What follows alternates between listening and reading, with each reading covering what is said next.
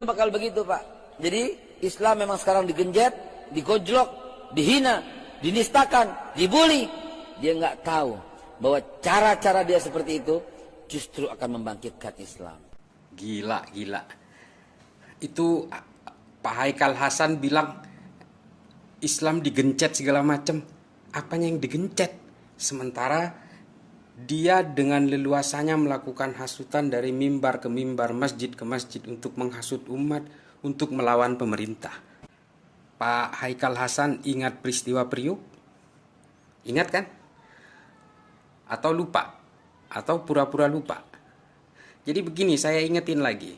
Peristiwa Priuk itu di zaman Soeharto, itu gara-garanya sepele. Ada pamflet di sebuah musola bernama Asy'adah yang melawan pemerintah. Lalu ada 2 tentara yang datang untuk menghapus pamflet itu. Tapi karena pamflet itu dibuat dari pilok, dicat dengan pilok, lalu disiram dengan air comberan.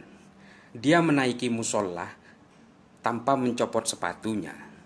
Lalu dibakarlah kemudian sepeda motornya si kedua tentara ini. Akibat kejadian itu, lalu datanglah 2 truk dari pelabuhan dan menembaki orang-orang di Priuk itu. Orang-orang yang tiarap di jalan kemudian dilindas oleh truk itu. Bunyi-bunyi orang yang menjerit dan juga tulang-tulang yang patah, lalu kemudian ditembaki segala macam bergelimpangan di jalan raya. Pada peristiwa pembakaran itu, ada 4 orang yang ditangkap lalu kemudian dibawa ke Kodim Jakarta Utara.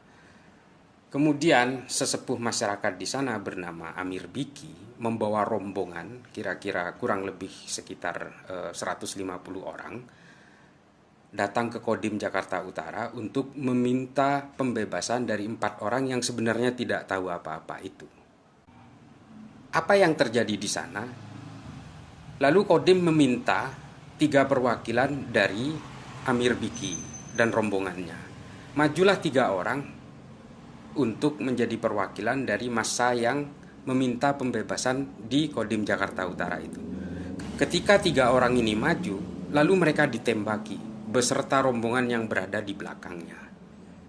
Menurut versi pemerintah, kejadian itu memakan korban jiwa 18 orang, 53 luka-luka. Tapi dalam kesaksian AM Fatwa dan juga beberapa tersangka lainnya di pengadilan mengatakan bahwa korbannya kurang lebih sekitar 400 orang. Lucunya apa? Yang ditangkapi, yang diadili dan dipenjara justru dari umat Islam yang ditembaki itu. Tokoh-tokohnya pada dikandangin, diadili lalu dipenjara. Ada yang dari pihak ketentaraan sendiri, dari pihak militer sendiri, tidak ada yang diadili sampai sekarang. Seperti inikah rezim yang Anda puja itu?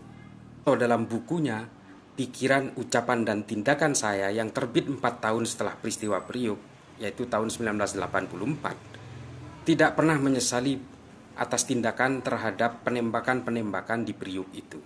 Bahkan dia dengan entengnya mengatakan itu hanyalah korban hasutan dari orang-orang di sana. Jangan lupa, peristiwa Priuk jangan lupa. Ketika Anda bersalaman dengan keluarga Cendana, seharusnya Anda berlumuran darah tangannya. Itu yang harus Anda ingat, Pak Haikal.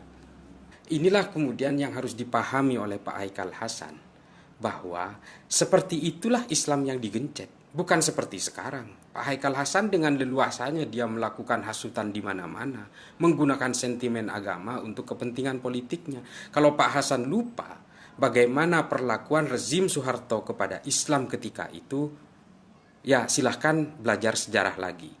Jika tidak, mungkin Anda kebanyakan makan nasi kebuli dari Cendana.